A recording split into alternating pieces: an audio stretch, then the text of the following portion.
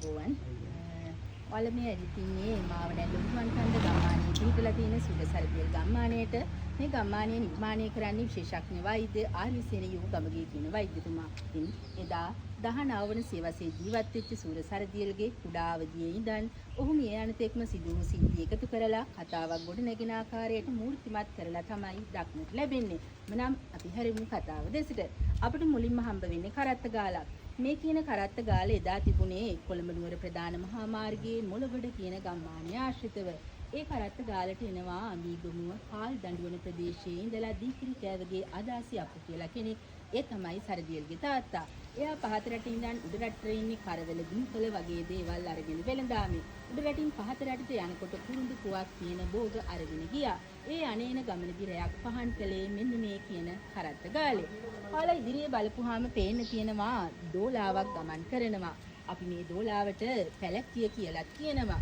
දෝලාව ඔසවගෙන යන අයට පැලැක්කි කරුවන් කියලා කියනවා. වරකට 4 දෙනා බැගින් මාර්ගෙන් මාර්ගයට දෝලාවක් රැගෙන යාමට බඩ්බාහිර ආදී රැගෙන යාමට තවත් එක් අයෙකුද අවශ්‍ය වෙනවා. මේ දෝලාවෙන් ඉන්නේ අධිකාරම්තුමා. ඒ එන්නේ ගමේ ආරච්චි මහත්තයාට විසඳලා දෙන්න බැරි වෙච්ච නඩුහබ ආදී විසඳලා දෙන්න. ඒ කාලේ කැලෑ පාරවල් තමයි තිබුණේ. මිනිසුන් මේ වයින් පිළිලි කරගෙන තමයි ගමන් බිමන් ගියේ. ඒ වෙනුවෙන් තමයි මේ කැත්තක් කුදැල්ලක් ගත්ත මිනිසුන් යොදවලා ඉන්නේ.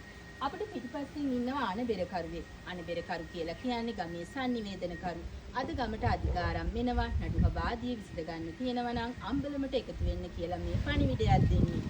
මේ තියෙන්නේ අම්බලමක්. ඒ කාලේ පයින් ගමන් බිමන් යන අයගේ වෙහෙස මහන්සිය නිවා ගන්න තමයි මේ විදිහට අම්බලම් නිර්මාණය කළේ.